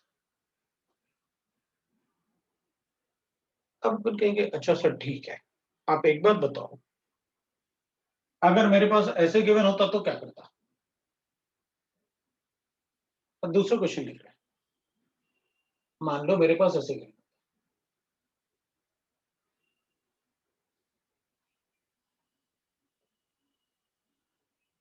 ब्रोमोक्लोरोसाइक्लोप्रोपेन, अब बताओ क्या करता।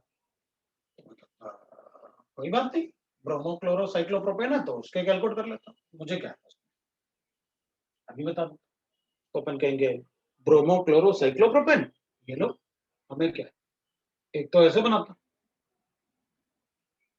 और एक ऐसे बनाता, ब्रोमोक्लोरोसाइक्लोप्रोपेन।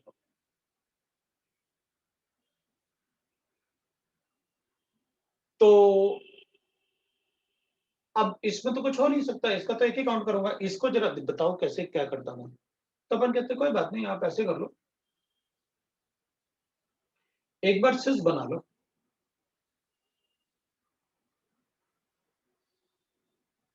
और एक बार ट्रांस बना लो।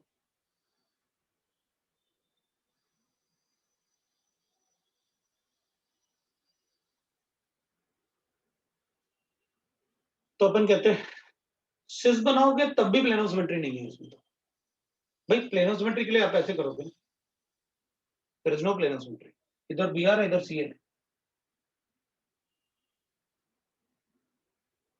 इसका डीएल काउंट करना पड़ेगा। अब चाहे सिस लिखो या ट्रांस लिखो, मुझे फर्क नहीं पड़ता, इसका तो सिस भी ऑप्टिकल है।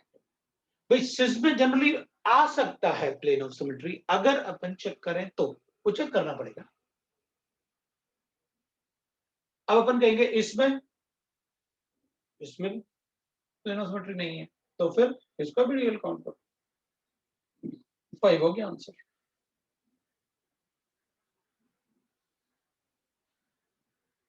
है ना मजेदार क्वेश्चंस, मतलब मजेदार कंसेप्ट ना, फटाफट आ जाता है कैसे करना, वो प्रैक्टिस से आएगा, मजेदार मुझे ही लगेगा, तुमको नहीं।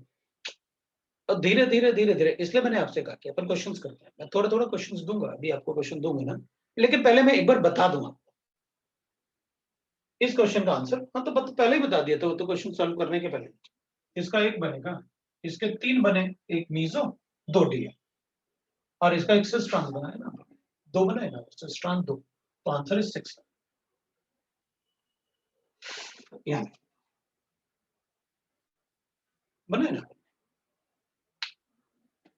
मतलब ये सीखना आपको कंपलसरी है, नहीं फॉर्मूला से निकालना थोड़ा, मतलब फॉर्मूला से निकालना थोड़े इजी होते हैं, तो अपन फॉर्मूले से निकाल सकते हैं, लेकिन बेटर है कि अगर इंटीजर टाइप है ड्रॉ करके, फॉर्मूला भी लगाऊंगा, फॉर्मूला लगाऊंगा, मैं भी फॉर्मूला लगाऊंगा, लेकिन मोस्टली मैं कहूंगा अपन ड्रॉ करके ही देखते हैं, बेटर होगा ना। तो अब, और डरो मत कि कैसे होगा क्या होगा, अब बिल्कुल आराम से, तुमको अभी भी कोई डर लग रहा है तो आप बताओ, मैं बताऊंगा, और इसलिए तो क्वेश्चन सॉल्व करवा रहा हूं। चलो ना प्रैक्टिस करते हैं, देखते हैं ना, आएगा धीरे धीरे, फिर प्रैक्टिस से ही आएगा। अगर अपन सोचे कि अच्छा ठीक है हमने चैप्टर पढ़ लिया, तो चैप्टर तो पढ़ने से थोड़ी होगा, फिर ठीक है चैप्टर पढ़ने का मतलब you will know the terms, आपको टर्म्स पता है, लेकिन आपको प्रैक्टिस तो करना होगा ना क्वेश्चंस का, है ना, क्वेश्चन का प्रैक्टिस तो करना होगा, तो अपन ना क्वेश्चन का प्रैक्टिस करते हैं। अब मैं आपको क्वेश्चन देता हूं, अपन प्रैक्टिस करते हैं, और धीरे धीरे आप देखो, बस तुम लोगों के एग्जाम के बाद थोड़ा सा मुझे, थोड़ा सा मतलब 2-3 क्लासेस अगर बड़े क्लासेस तुम लोग दे दोगे ना, तो फिर मेरा काम हो जाए, फिर मैं भी थोड़ा रिलैक्स हो। तो चलो अपन थोड़ा सा एक question, calculate the number of stereo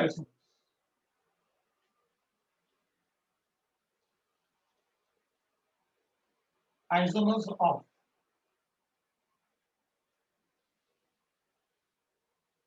अपने पास गिवन है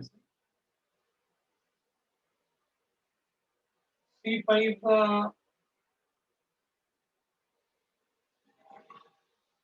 अल्कोहल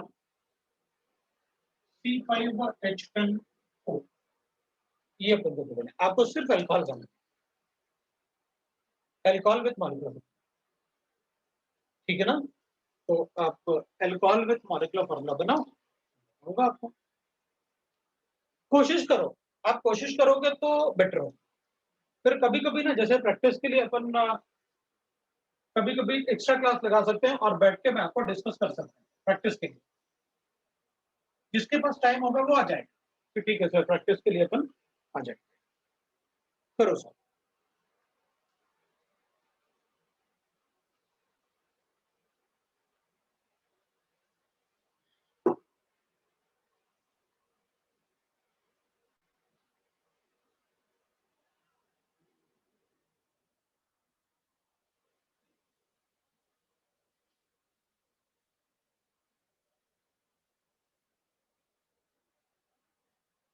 ठीक है,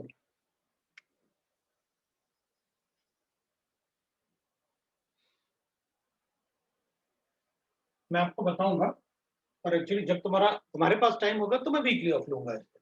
फिर अपन वीकली ऑफ के दिन वो एक छोटा सा मॉर्निंग का बड़ा क्लास, तुम्हारी छुट्टी हो मेरा वीकली हो, तो अपन छोटा सा एक बड़ा सा क्लास, उस टाइप के एक्स्ट्रा क्लासेस में अपना काम हो जाए, फिर अपन प्रैक्टिस भी कर पाए क्वेश्चन। चलो, तो मैं अल्कोहल 5 क्वेश्चन, 5 वो है ना, और एक डीयू है, याद रखना ना, उसमें एक डीयू है।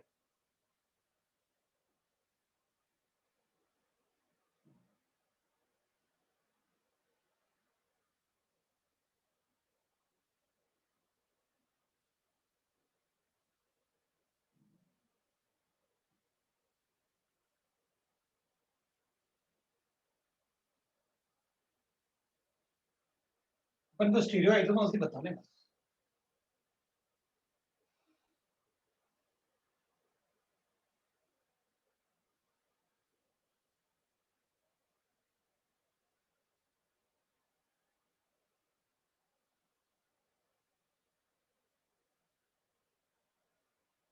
देखो मैंने क्या किया, मतलब मेरे हिसाब से, मतलब मैंने तब तक ब्रांचिंग नहीं की जब तक सारे नहीं बना दिए।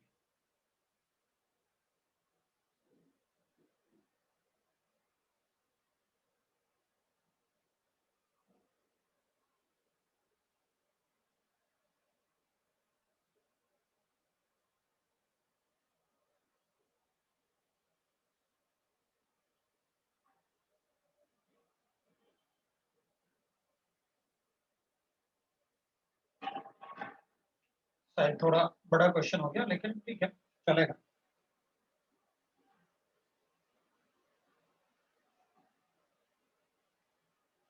मतलब आप मैक्सिमम बनाने की कोशिश करो।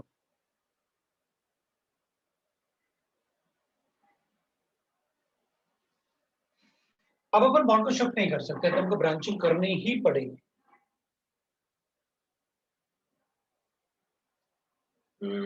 OH के पोजीशन को फिक्स करोगे तो, क्योंकि OH एक ही है ना, कार्बन के स्केलेटन को फिक्स करो तो ज्यादा अच्छा रहेगा।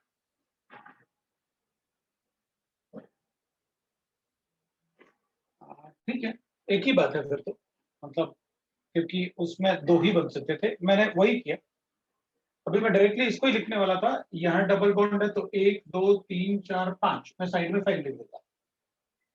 फिर मैं डबल बॉन्ड के पोजीशन को चेंज करके लिखता 1 2 3 4 5, इसके भी 5 लिख देता, तो ये सारे 10 नहीं बनाता। डबल बॉन्ड नहीं दिख रहा, डबल बॉन्ड दिख तो रहा है। हाँ, कौन सा डबल बॉन्ड नहीं दिख रहा? अच्छा, ये वाला भी दिख रहा है, डबल बॉन्ड है तो वहां पर।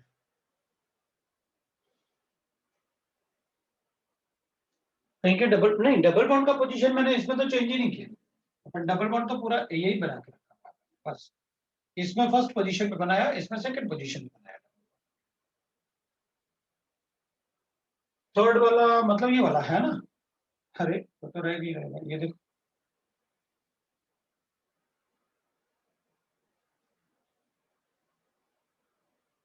गॉट इट ना? तो ठीक है,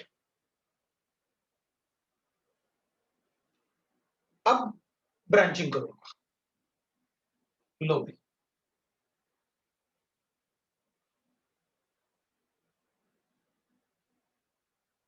एक, दो, एक, दो, तीन, चार, पांच। सबके आईपैक नेम डिफरेंट होंगे,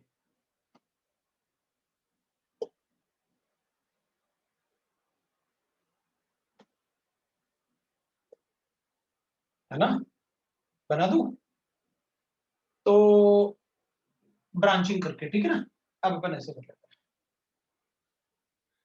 मैंने थोड़ा बड़ा क्वेश्चन इसलिए लिया कि अभी छोटे छोटे क्वेश्चन तो अपन ने काफी किए, थोड़ा सा एक बड़ा क्वेश्चन में आपको लगेगा अच्छा सर ऐसे करना है, तो थोड़ा कॉन्फिडेंस बनेगा ऐसे। अब इसमें एक बार यहां लिख लो OH, इसको कार्बन स्केलेटन को यही रखो, एक बार यहां लिख लो, ठीक है? एक बार आप यहां लिख लो, एक बार आप यहां लिख लो, और एक बार आप यहां लिख लो, ठीक है? एक बार आप यहां लिख लो, ये बना सकते हैं, राइट? फिर इसमें और ब्रांचिंग कर सकते हैं क्या अपन? तो अपन कहेंगे भाई ब्रांचिंग देख लेते हैं, अगर कर सकते हैं तो करेंगे। तो अपन कहेंगे सर देखो ब्रांचिंग तो था, लेकिन यहाँ डबल बॉन्ड वाला आपने नहीं लिखा, तो अपन कहेंगे लिखो, एक ये हो गया, एक ये हो गया, एक ये हो गया, और एक ये हो गया।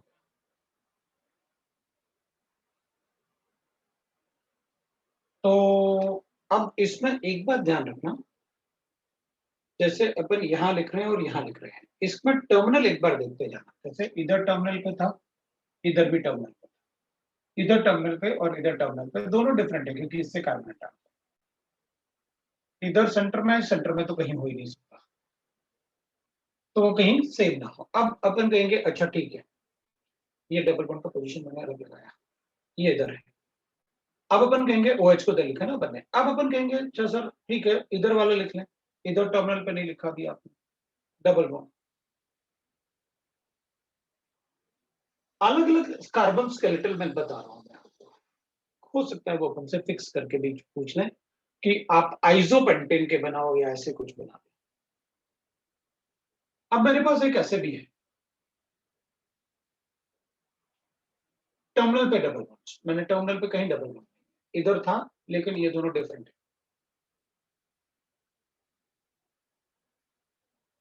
अब यहां पर लिख लेता हूं, अब यहां पर लिख लेता हूं, अब यहां पर लिख लेता हूं,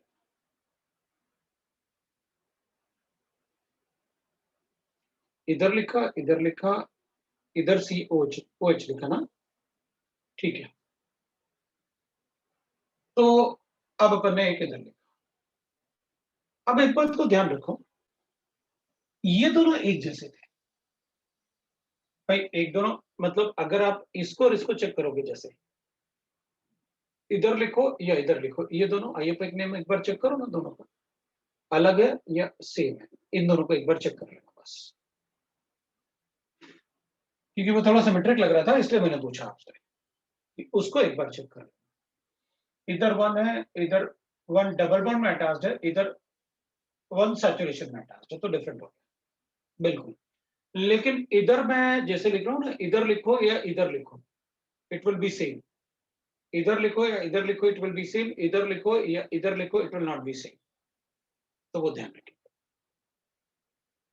कार्बन वैलेंसी, कार्बन का वैलेंसी एक्सपैंड नहीं होगा भाई, अगर एक्सपैंड हो रहा है तो गलत स्ट्रक्चर है, तो अपन कहेंगे कार्बन की वैलेंसी अगर एक्सपैंड हो रही है तो वो गलत स्ट्रक्चर है। फोर्थ कॉलम में सेकंड वाले की एक्सपैंड हो रही है वैलेंसी, देखो भाई ये है वैलेंसी, अगर एक्सपैंड हो रहा है तो गलत, वो हटाएंगे, तो वो सारी चीजें अपन चेक करेंगे, इधर नहीं हो रही, इधर नहीं हो रही, इधर नहीं हो रही, इधर नहीं हो रही, इधर नहीं हो रही, वो सारी चीजें अपन को चेक करनी पड़ेगी। कहीं वैलेंसी एक्सपैंड नहीं हो सकती। अगर हो रहा है तो आपको गलत है, फिर उनको हटाना पड़ेगा। फिर अगर वहां हो रहा है तो यहां भी हो रहा है, मतलब जिस कार्बन में भी ब्रांचिंग होगी 3 तरफ से और डबल बॉन्ड से अटैच है तो वहां ग्रुप नहीं लगा सकते, वो भी ध्यान रखना पड़ेगा। इसलिए एक बात ध्यान रखना, जब अपन हाइड्रोजन नहीं लिखते हैं ना, तो अपन वैलेंसी में भी गलती करते हैं। जब अपन हाइड्रोजन नहीं लिखेंगे, अपन को लगेगा लगा लिखते जाओ, क्या प्रॉब्लम है। तो अगर कोई कार्बन डबल बॉन्ड से, इधर डबल बॉन्ड से अटैच्ड है, तो उसकी वैलेंसी ध्यान रखना, इधर वैलेंसी कंप्लीट हो गई थी, इधर कंप्लीट नहीं हुई थी, इधर हो नहीं सकती, इधर भी नहीं हो सकती। डबल बॉन्ड से अटैच्ड वाले कार्बन एटम पे हो गई थी, इसलिए अपन ने हटाया। डबल बॉन्ड 3 तरफ से कहीं भी अटैच नहीं था, यहां था तो डबल बॉन्ड नहीं था। दैट इज, तो वैलेंसी का ध्यान रखना।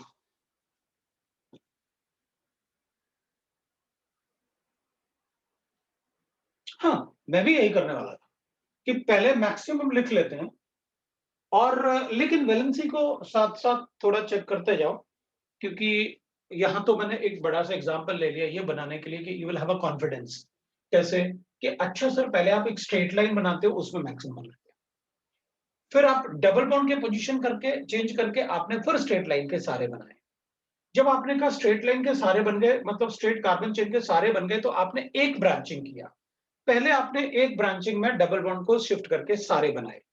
अब आप सेकंड ब्रांचिंग के बारे में सोचोगे, क्योंकि अब आपसे बन गए ये सारे। तो अब आप सेकंड ब्रांचिंग के बारे में सोचोगे, तो हमें सेकंड ब्रांचिंग के बारे में तभी सोचना है जब अब अपन फर्स्ट ब्रांचिंग में सब कुछ बना ले। हाँ, एग्जाम में बड़े वाले नहीं आने वाले, इतने बड़े थोड़े आने वाले एग्जाम में, इतना बड़ा नहीं आएगा एग्जाम में, वो रिस्ट्रिक्ट कर देंगे, साइक्लिक वाले बताओ, तो साइक्लिक वाले बहुत कम बचे। पर ने तो यहाँ पर स्टीरियोआइसोमर्स लिख लिया ना ऑफ एल्कोहल, तो साइक्लिक भी बनेंगे अभी, है ना। तो स्टीरियोआइसोमर्स ऑफ चेन अल्कोहल लिख लेते हैं, क्योंकि अपन साइक्लिक नहीं बनाएंगे, साइक्लिक तुम बनाना, राइट ना, इतना ज्यादा नहीं बनाएंगे क्योंकि बुक बहुत सारा हो जाएगा ना। अभी मेरा बोर्ड भर गया, इसलिए मैंने आपसे पहले ही कहा था कि अगर मैं टोटल आइसोमर पूछूंगा ना इसका, 42 बनने वाले। तो इतना सा फॉर्मूला, आपने तो 5 ले लिया, इसलिए मैंने अल्कोहल चेक किया था कि भैया अल्कोहल, अल्कोहल में अपन परेशान हो। और 1 DU है तो एल्डिहाइड होते हैं, कीटोन होते हैं, ईथर होते हैं, हम तो परेशान ही हो जाते हैं, है ना। तो वो अपन को कहीं ना कहीं रिस्ट्रिक्ट करेंगे, मैं तो इतना सारा, इसलिए आपको कॉन्फिडेंस आएगा। हाँ हाँ, वो क्या करना होता है, अच्छा वैलेंसी का भी ध्यान रखना होता है। सर कैसे बनाते हैं, पहले स्ट्रेट चेन लिखते हैं, फिर एक डबल बॉन्ड लिखते हैं, फिर डबल बॉन्ड की पोजीशन को चेंज करके सारे लिखते हैं। आयु पे अगर सबके लिखोगे तो गड़बड़ हो जाए, इतना टाइम नहीं होगा ना अपने पास। तो अब इसमें ठीक है, अब मैं और ब्रांचिंग करूँ, 5 कार्बन, अब ये ब्रांचिंग, ओह, इसमें तो ब्रांचिंग पॉसिबल ही नहीं है, इसमें ब्रांचिंग पॉसिबल ही नहीं है।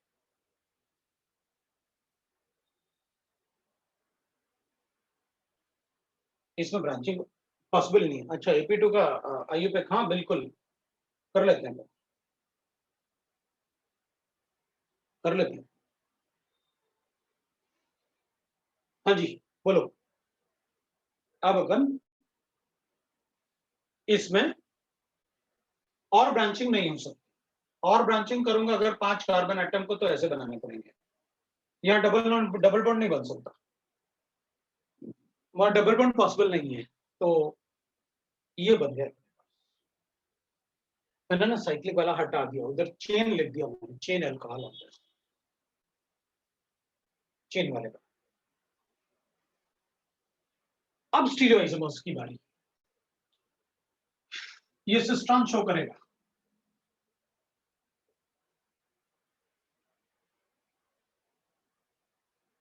ये सिस्टम भी शो नहीं करेगा। इसमें कायरल सेंटर है, इसमें कायरल सेंटर है,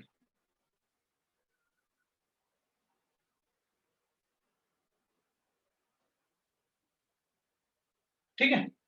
अब इसकी बात करते हैं, ये सिस्टम शो करेगा,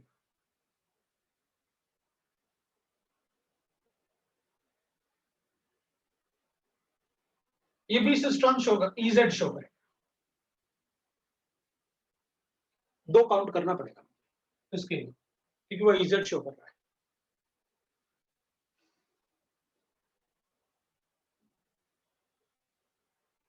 इजेड शो करेगा, दो काउंट करने में। ये तो और मजेदार है।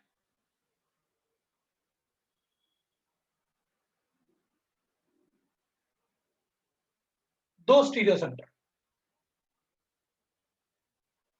2 to the power of 2,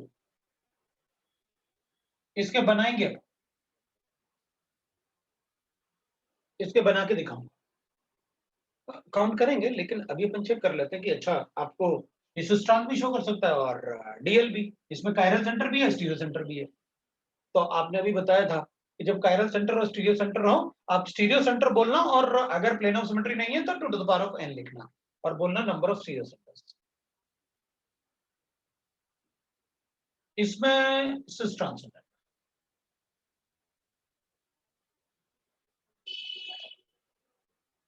इसके बनाऊंगा मैं। इसमें इजेड है,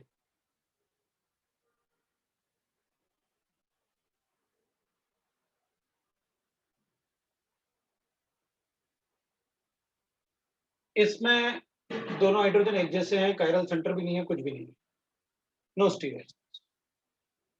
इसमें there is a chiral centre, DL बनेगा। इसमें no cis trans, no chiral centre. इसमें एक CH3 एक C और उसमें CH3 है और सिस्ट्रॉन्स हो सकता है। इसमें दोनों CH3 अटैच्ड है इससे, इसलिए कुछ भी नहीं हो सकता। इसमें दोनों CH3 है, कुछ भी नहीं हो सकता। इसमें कायरल सेंटर भी नहीं है। इसमें सिस्ट्रॉन्स हो सकता है। इसमें there is no chiral center, no EZ। दो CH3 हो गया, इस पे कायरल सेंटर तो हो नहीं सकता और EZ भी नहीं। there is a chiral center, D. हाँ जी भाई, बताओ अगर किसी को डाउट है, किसी में तो किसी रो में अगर किसी पार्ट में डाउट है आपको तो आप मुझे बताओ, मैं उसको बता। फिर अपन बात करते हैं इसकी।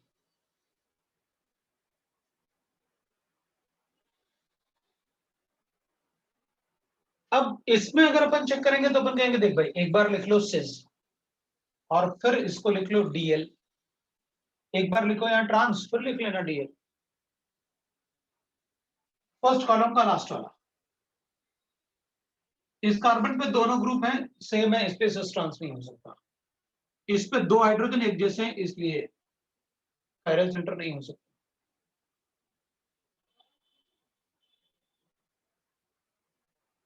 अब बताओ, अगर किसी को कोई डाउट है तो बोलो,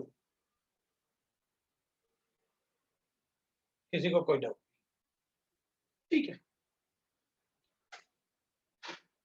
तो इसमें अगर स्टीरियो आइसोमर काउंट करने हैं तो ऐसे करूंगा, 2 4 6 8 10 12 प्लस 4 16 प्लस 2 18 20 22 24 और 4 28 28 तो उसके स्टीरियो आइसोमर्स हैं। टोटल काउंट करते तो पता नहीं क्या होता।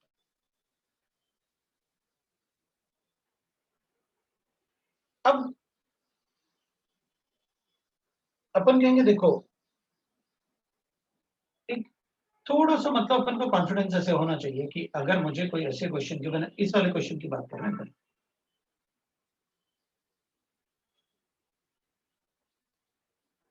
तो अपन इसको सिस्ट्रॉन्स भी लिख सकते हैं। अपन को पता है सिस्ट्रॉन्स को आप इजेड लिख सकते हो, लेकिन इजेड को सिस्ट्रॉन्स भी लिख सकते हो। सिस्ट्रॉन्स को आप इजेड लिख सकते हो, बताया मैंने आपको ज्योमेट्रिकल। तो अपन क्या करेंगे, एक बार इस वाले पार्ट को ई ले लेते हैं और इसको फिर कर लेते हैं, एक बार अपन आर एस से बना लेंगे। एक बार ई लिखो, आर लिखो, ई लिखो, एस लिखो, और एक बार अपन क्या करेंगे, जेड आर लिखेंगे और जेड का एस लिखेंगे, तो चार हो गए। प्लेनो सिमेट्री हो नहीं सकती इसमें। तो अगर कोई फॉर्मूला गिवन है और उसमें अपन को डिफरेंट स्ट्रक्चर्स बनाने हैं तो अपन बना के बता सकते हैं। मोस्ट ऑफ द टाइम पता क्या करेंगे वो, ऐसे अपन को फॉर्मूला देंगे और बोलेंगे, ऐसे स्ट्रक्चर देंगे और बोलेंगे बताओ इसके कितने आइसोमर पॉसिबल है। अब मैं दूसरा क्वेश्चन करता हूं अब, लेकिन मैं इस टाइप के क्वेश्चंस नहीं पूछने वाला कि जिसमें बहुत सारे बन जाए। आपको मैंने एक क्वेश्चन इसलिए ले लिया ताकि आपको थोड़ा कॉन्फिडेंस है यार कि मैं बना सकता हूँ, ये सारी चीजें मैं कर सकता हूँ। इतना सर ने अगर मुझे बताया है कि देखो अपन अल्कोहल रखेंगे और सभी में अपन ब्रांचिंग कैसे करते हैं पहले, मतलब मैक्सिमम बनाओ, जो भी आपने ले लिया उसके मैक्सिमम बनाओ पहले, और शीट में इससे कम, मतलब इजी क्वेश्चन हो। एग्जाम में अगर तुम देखोगे तो इजी क्वेश्चन पूछते हैं, वो टफ नहीं पूछते, अगर मतलब अपन क्लास में प्रैक्टिस थोड़ा सा ठीक ठाक कर लेते हैं तो। चलो मैं एक दूसरा क्वेश्चन, किसी को कोई डाउट नहीं तो मैं क्वेश्चन ले लेता हूँ।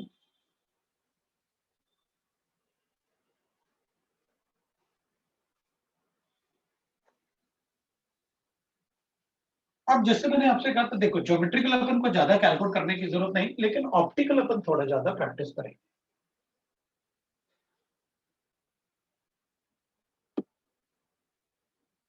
क्या होगा? ओह, क्लास ही खत्म हो गई। चलो नेक्स्ट टाइम करेंगे। चलो बाय।